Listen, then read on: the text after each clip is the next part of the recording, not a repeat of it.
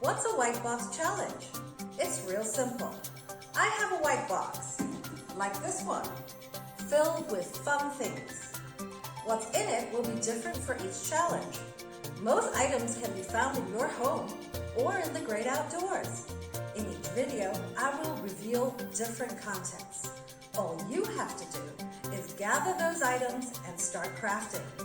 What you choose to do with them is entirely up to you and your imagination. The goal is to use your creativity and craft. Are you ready for your white box challenge? Let's open the box.